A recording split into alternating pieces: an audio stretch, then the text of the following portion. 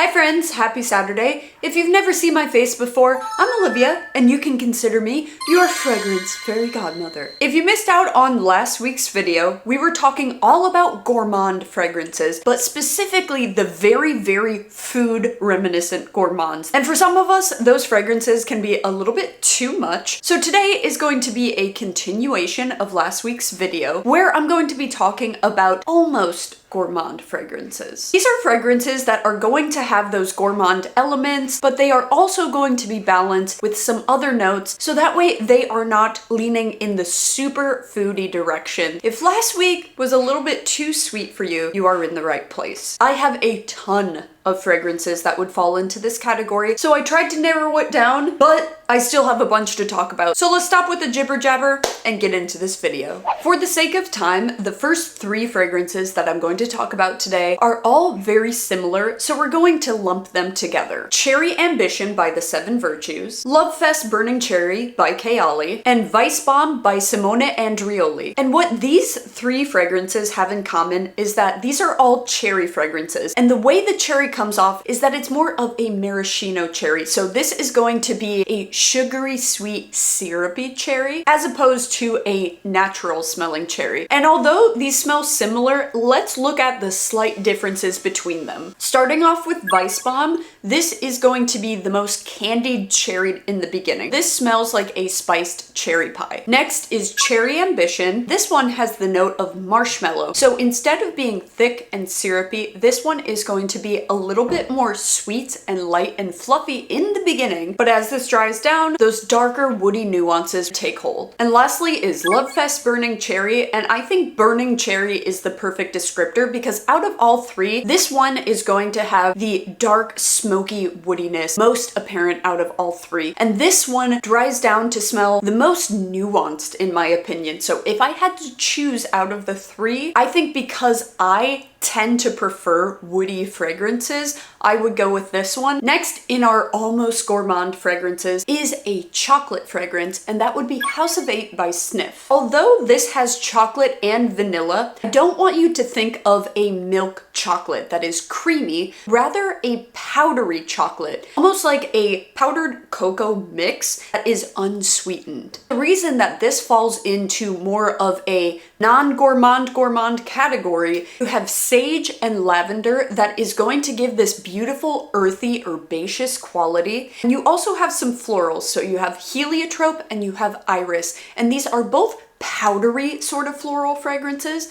that are going to give this vintage cosmetics touch. Deep in the dry down, you have a sandalwood that comes off a little bit creamy, but it gives it this warm, woody quality. So overall, this has a little bit of a powdery cosmetic touch with some herbaceous qualities and a little bit of a gourmand touch just to add a little bit of sweetness. Out of the house of Sniff, this has swiftly become one of my favorite fragrances because it is so powdery and cozy and warming, not overtly sweet. And I think that this would speak to a lot of people. It has the earthy elements, it has the sweet elements, it has the floral elements, and it also has the woody elements. Another one from the house of Sniff that I would say is a little bit gourmand is Citrus Circus. This smells like a melted creamsicle, like an orange vanilla creamsicle. But there is a freshness to this fragrance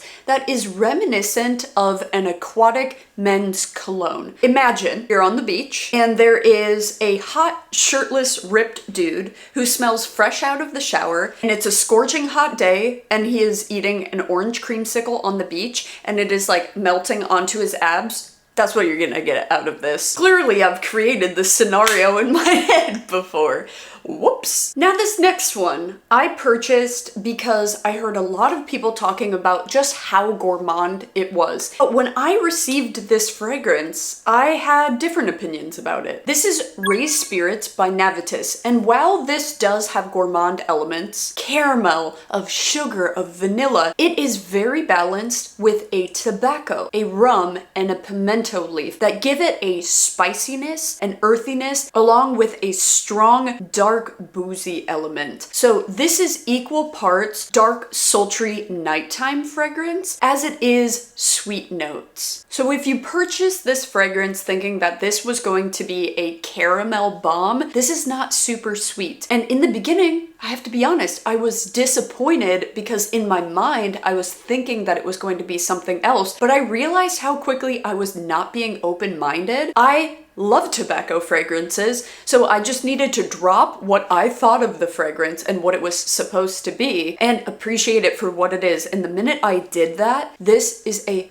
stunning fragrance. But at the heart of it, it is a tobacco booze spicy fragrance with undertones of sweet caramel of sugar. So you get that in the deep, deep dry down, it sweetens up on the skin, but in the beginning, that pimento gives a green, spicy blast that I really wasn't expecting. Next is a fragrance that I cannot get over. I purchased this fragrance while I was in Rome, and I had smelled it at a niche perfume store, and I didn't end up purchasing it, and we needed to leave our Airbnb in the morning, and I just kept ruminating, and I kept thinking about this fragrance, and then finally I told my husband, you know what? Grab the stuff, I need to run and get this, and that is Je ne sais quoi by Théo Cabanel. So this is a very unique fragrance in my opinion. You have mate, you have matcha, and you have rice. So it has this dry, earthy quality. The rice adds this very interesting starchy component. But then in the base, you have a sandalwood that comes off very milky. So this smells creamy, borderline lactonic matcha scent, but it is not overtly sweet. And as I've said in the past, something about this smells like a milky baby's head, and it is so addicting. It is so addicting, but I don't know if you guys get this way. Because I bought this on a trip, I don't use it very much simply because I have a sentimental attachment to this bottle reminding me of my trip. And I realized that I could purchase another bottle and just wear that.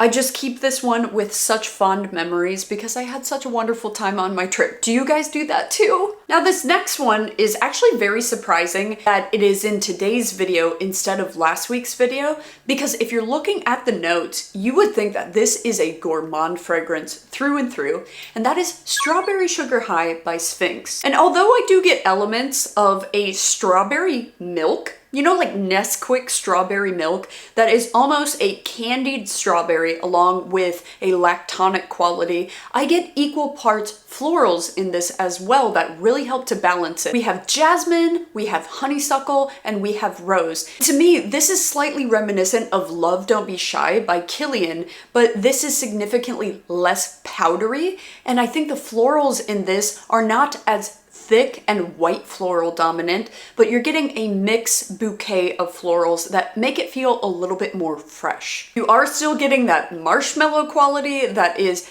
delicious and fluffy, but you get a little bit of caramel, and then on the dry down, you get a nice prominent musk. So this is sweet, but it has some nice floral musky elements to balance it out. Now, speak of the devil, this is Love Don't Be Shy by Kilian. This is going to open up with a lot of citrus and a bit of pink pepper that will give it a little bit of a spicy, almost sparkling kick in the beginning, and that helps to bolster the neroli. The neroli is very, very prominent. This is a white floral dominant fragrance. White florals can come off a little bit thick to my nose. There is a powderiness coming from the iris, and in the base you get a lot of sugariness, you get a lot of caramel. This is a super duper sweet white floral fragrance, and in the beginning I could not stand this fragrance because of that note of neroli. I find neroli to be almost herbaceous and a little bit sharp, but as my nose has developed, I have found an appreciation for this. I feel like this would do well in cold weather. The reason that I don't care for it as much as I do is because I live in Southern California, where I don't find this to be an appropriate fragrance. I'm going to give this a go when I visit my family in Iowa over the holidays and see if I feel different about it. Next, sticking with that fluffy sort of scent, this is Ramy by Define Me. And I've said this in the past, that this reminds me of a fluffy angel food cake. So there definitely is a spongy, airy quality about it, but it smells as if you took some black cherry syrup and drizzled it over top. But because of the airiness and the sheerness of this fragrance, I don't feel like it's suffocatingly sweet and belongs in the true gourmand category. This has warm elements like benzoin that is very comforting and cozy and make you feel like you're just chilling under a cashmere blanket in front of a fire. But there's that delicate sweetness, almost a slight muskiness that has a clean element. And this scent is so beautiful. I find this an interesting fragrance because it doesn't create a massive scent bubble around you. It certainly is moderate. It's not a personal scent that people could only smell if they hug you. It will create a nice little bubble around you, but it is very long lasting. The performance of these fragrances are great, and I love it because they are affordable and they have really cool packaging with some crystals on the inside. Can you see that? Next is a fragrance with quite a doozy of a name. It is called Roasted Coffee Cigarette Whiskey Come Get Your Suede Honey Baby by Stranger's Perfumery. This has notes of popcorn, apricot, suede, honey tobacco, rubber, roasted coffee, vanilla, whiskey, hay, norlimbinol, patchouli, musk, and apricot. This is a super complex fragrance, and I definitely get a lot of that coffee in the beginning, but it's sweetened up a little bit with that honey, and then in comes the tobacco that gives it a beautiful dry earthiness. It also has a strong amount of a booziness. So at the heart of it, I would say that this is a tobacco fragrance, but it is quite sweet and rich and almost gives a toasted coconut, creamy tiramisu type vibe with some darker smoky elements in the base, giving this almost a little bit of a cigarette-like smell on the dry down. It is peculiar because of that smokiness along with the strong sweetness, but I think the bitterness of the coffee really serves to blend this fragrance all together, and I think that this is a masterpiece, but it is quite bizarre, so I could see a lot of people feeling some sort of way about this. Next is a brand new one from the house of Gallagher, and this is called Tonka Peach. You might have heard me talk about Tonka in the past, that I had gotten a compliment on that fragrance that the guy said that he was melting. So this is its sister fragrance, and this has the note of puff pastry and peach. So you are going to get some peach cobbler elements, but when I think of a peach cobbler, I think of a spiced fragrance, and this is not a spiced fragrance. This is almost like a peach Bellini because there's the note of champagne, so there's definitely something sparkling about this. And then in comes a neroli, and sometimes neroli can come off a little bit sparkling as well. So this has a lot of floral elements. You're getting a strong jasmine that's slightly indolic. And then on the dry down, you are getting a muskiness. So this is an ultra complex fragrance that I think overall is a fruity floral fragrance that isn't super sweet with some slight gourmand elements to it. Next is from Une Nuit Nomade, and this is Hardin de MVA. So this is an interesting blend of dates and rose. So the sweetness of the dates in combination with the rose is very reminiscent of a rose jam. And then you have some spiced elements of cardamom and nutmeg that warm this up, but then in the base you get almond. So this almost smells a little bit like marzipan with a thick rose jam over top. It's definitely sweet and has a nuttiness, but overall definitely has a floral characteristic. So this is a great semi-gourmand for a rose lover. And we're going to wrap up today with a very interesting fragrance. So this is Mud by Born to Stand Out. So this is an ambery vanilla fragrance, but it has an element of milk chocolate, and then there's a little bit of a powdery, unsweetened, untoasted almond, like a raw almond that has no sweetness to it. What makes this so interesting to me is there is a very apparent resinous quality coming from some elemi that can come off a little bit incensey, almost like church. So imagine you have this vanilla amber fragrance that is semi-sweet with a little bit of chocolate, some milkiness, almond, but then you have this really, really resinous church incense type quality. That's bizarre, but it works so well. It's warming, it's comforting, it's slightly gourmand, but then it's just balanced with a little bit of that balmy smokiness. It is beautiful. So that's all I've got for you today, friends. Like I said, I could go on and on and on about suggestions that are semi-gourmand because I feel like I have a ton of those fragrances. But I hope that this gave you a nice little overview of some that I would suggest trying out. If you have any good suggestions, you know we want to hear about it, so let's start a little conversation in the comments below. And because the holidays are coming up very quick, make sure that you guys tune in next week where I'm going to be talking about all of the fragrances that I think would be perfect for all of the holiday parties coming up. And until next Saturday, 10 a.m. PST, take care of yourselves, my friends.